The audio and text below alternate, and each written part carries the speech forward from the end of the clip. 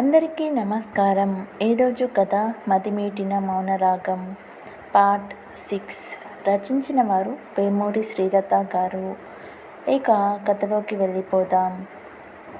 తలెత్తి చూడకుండానే కళ్ళు మూసుకొని అమ్మని కౌగిలించుకొని, అమ్మా అమ్మా ఎక్కడికి వెళ్ళిపోయావు, ఇంకెప్పుడు వదిలి వెళ్ళొద్దు అని గట్టిగా కౌగిలించుకుంది 4 ఏళ్ల మిథిల.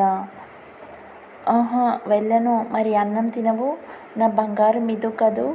అమ్మ కూడా బాగా ఏడ్చిందేమో, గొంతు బొంగురుగా అయిపోయింది. కళ్ళు మూసుకొని ఆ అంది మిథిల. అమ్మ పెట్టిన అన్నమంతా తినేసి ఆకలి తీరి నీరసం తగ్గాక అమ్మ అంటూ హుషారుగా పైకి లేచి అమ్మ మొహం చూసి తెల్లబోయింది. అమ్మ కాదు, అక్క శ్వేత తల్లి చీర కట్టుకొని తలకి టవల్ చుట్టుకొని తన తలను ఒడిలో పెట్టుకొని ఉంది. అమ్మ కోసం ఏడ్చి ఏడ్చి తన గొంతు కూడా బొంగురుపోయింది. శ్వేతకు 10 సంవత్సరాలు, మిథిల కన్నా 6 సంవత్సరాలు పెద్దది.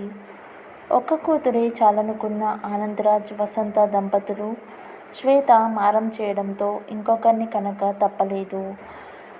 తను కావాలని మారం చేస్తే పుట్టిన చెల్లి కనుక మిథిల అంటే శ్వేతకి పంచప్రాణాలు.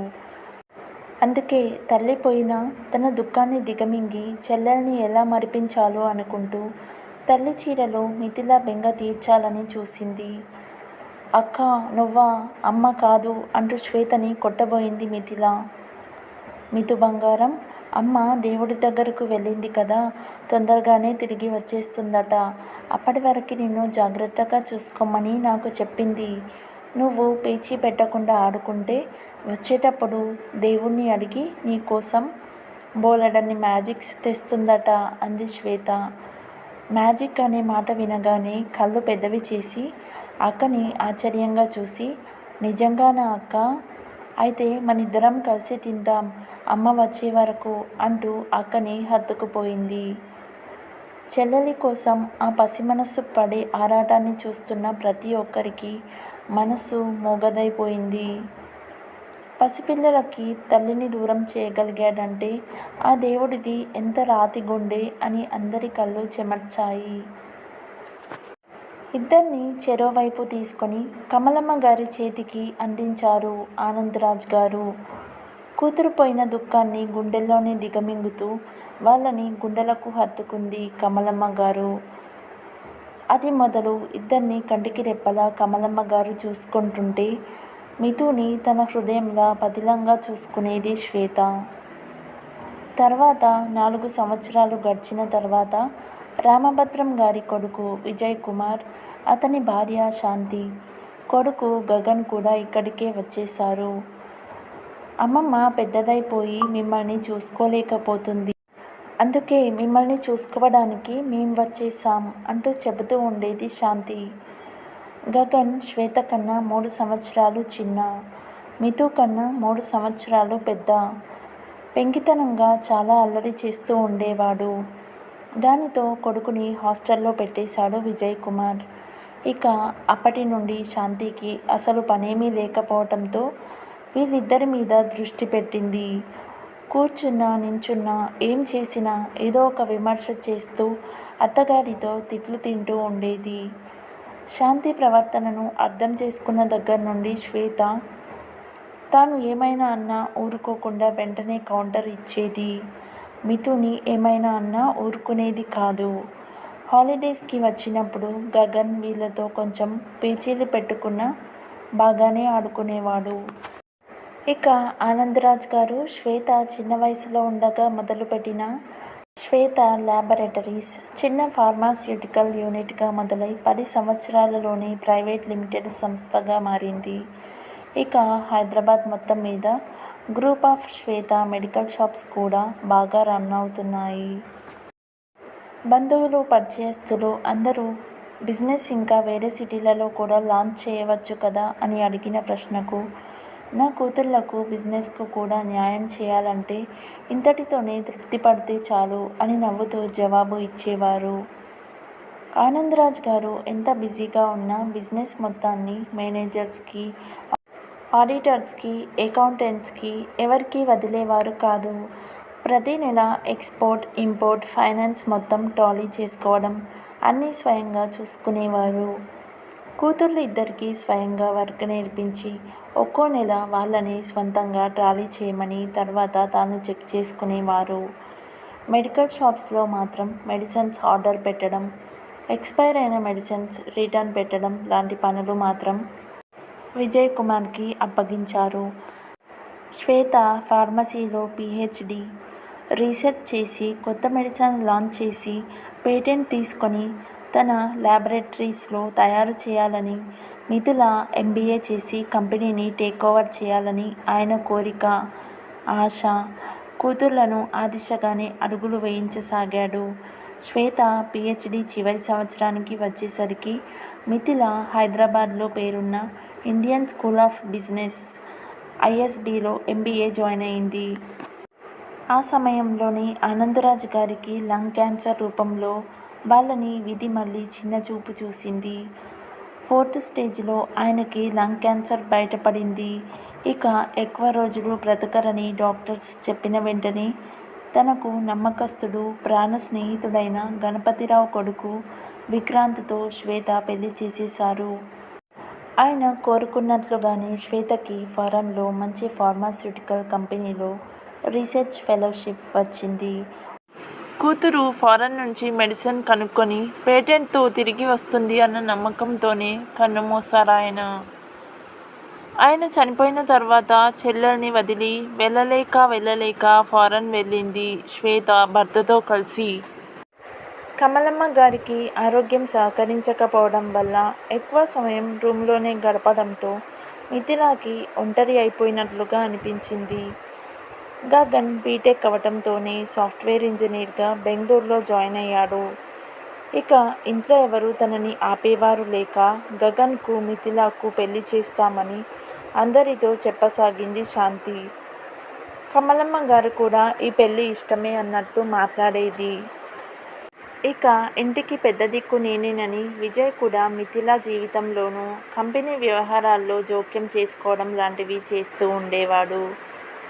కంపెనీ మేనేజర్ ఏమైనా మాట్లాడితే వాళ్ళని ఎంప్లాయీస్ ఎంతవరకు ఉండాలో అంతవరకు ఉండమని బెదిరించేవాడు. విజయ్ శాంతి తన మంచి కోరే పెద్దవాళ్ళుగా పెద్దరికం చూపిస్తే సహించగలిగేదేమో కానీ మా గుప్పెట్లో ఉండాలి అన్నట్లు ప్రవర్తించడం సహించలేకపోయేది మిథిల. దానికి తగ్గట్టు ఒకసారి హాలిడేకి గగన్ ఇంటికి వచ్చినప్పుడు శాంతి మిథిలతో పెళ్లి గురించి అతనితో మాట్లాడడం, మన గుప్పెట్లో ఉన్న పిల్ల ఎక్కడికి పోతుంది మమ్మీ, నేను చూసుకుంటాలే అని గగన్ హామీ ఇవ్వడం మిథిల చెవిన పడింది. అంతే, అక్కకు ఫోన్ చేసి చెప్పి వీళ్ళకి తెలియకుండా తన రూమ్కు నెంబర్స్ లాక్ వేయించుకుంది. అప్పటి నుండి మిథిలపై ఇంకా పెత్తనం చేయాలని చూస్తున్నారు విజయ్, శాంతి. రామభద్రం గారు ఏమైనా అన్నా పెద్దవాళ్ళం, మాకు చెప్పే హక్కు లేదా అంటూ ఆయన నోరు మోయిస్తున్నారు. ఇక ఇప్పుడు బుజ్జి రాకతో తాత అమ్మమ్మకు కూడా శత్రువునైపోయాను. ఆమె కళ్ళ వెంట నీళ్లు కారేది కూడా తెలియకుండా అలానే పడుకుండిపోయింది. టక్ టక్ మనే తలుపు చప్పుడుకి ఉలిక్కిపడి లేచి కళ్ళు తుడుచుకుంది. తలుపు తీయగానే ఎదురుగా ఉన్న ఆయన్ని చూసి ఆశ్చర్యపోతూ దుఃఖంతో తాతయ్య అంటూ అల్లుకుపోయింది. ఆమె తల నిమురుతూ పద తల్లి అంటూ లోపలికి నడిచి సోఫాలో ఆమెను పొదివి పట్టుకొని కూర్చున్నాడు. తాతయ్య, మీరు పైకి ఎందుకు వచ్చారు? ఫోన్ చేస్తే నేనే వచ్చేదాన్ని కదా అంది. అస్తమిస్తున్న సూర్యుడికి కూడా తేజస్సు తగ్గనట్లు ఆయన ఆ వయసులో కూడా వయసు మళ్ళిన ధర్మరాజులా ఉన్నారు. ఆ మాటకు సమాధానం చెప్పకుండా మనవరాల్ని ఇంకా దగ్గరకు తీసుకున్నారు. ఇద్దరిలోనూ చెలరేగిన భావోద్వేగాలు చల్లారడానికి 10 నిమిషాలు పట్టింది. ఆమె లేత తమలపాకుల్లాంటి బుగ్గలు తుడుస్తూ ఇప్పుడు చెప్పు తల్లి, అసలేం జరిగింది? ఏంటిది? చెప్పకుండా ఈ పెళ్ళేంటి? అందులోనూ నీ ప్రాణమైన అక్క కర్మకాండల రోజు ఈ గర్భిణి ఏంటి? లాలనగా అడిగాడు. తాతయ్య అంటూ మళ్ళీ బోరుమంది. వెక్కిళ్ళ మధ్య ఆమె చెప్పే ఒక్కో నిజాన్ని వింటున్న ఆయన షాక్ అయ్యాడు. కూతురు, అల్లుడు, మనవరాలు అందర్నీ పోగొట్టుకొని కర్మ సిద్ధాంతాన్ని వంటబట్టించుకున్న స్థితప్రజ్ఞునిలా ఉండే ఆయన కూడా ఈ విషయాలు విని తల్లడిల్లిపోయారు. కొంచెం సేపటి వరకు ఏమీ మాట్లాడలేకపోయారు. చివరకు నోరు పెగల్చుకొని, తల్లి, ఆ దేవుడి దగ్గరకు వెళ్ళి పోట్లాడాలని ఉందమ్మా. ఎందుకు నా బిడ్డకు ఇంత అన్యాయం చేశావని అంటూ కళ్ళు తుడుచుకున్నాడు. తాతయ్య అంటూ సందేహంగా పిలిచింది. ఏంటి తల్లి అన్నాడు. నిన్న అమ్మమ్మ బాధపడుతుంటే విషయం చెప్పేద్దామనుకున్నా తాతయ్య. కానీ చెబితే ఎంత పొరపాటు జరిగిపోయేదో అనిపిస్తుంది ఇప్పుడు అంది. అదేంటి అన్నారాయన. అవును తాతయ్య, అమ్మమ్మకు కూడా నేను గగన్ని పెళ్లి చేసుకోవాలని ఉంది అని నాకు అర్థమైంది. కానీ గగన్ అంటే నాకు అయిష్టత లేకపోయినా ఇష్టం కూడా లేదు తాతయ్య. దానికి స్పెషల్ రీజన్ కూడా ఏమీ లేదు.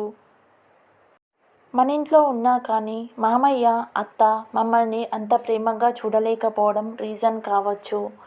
బావ కూడా చిన్నప్పటి నుంచి బయటే ఉండడం వల్ల తన మెంటాలిటీ ఎలాంటిదో కూడా మాకు తెలియదు. హాలిడేస్కి వచ్చినప్పుడు కూడా ఎవరి దారి వారిదే. మామయ్య, అత్త మాటల వల్ల మాకు కూడా తనతో కలవాలనిపించేది కాదు.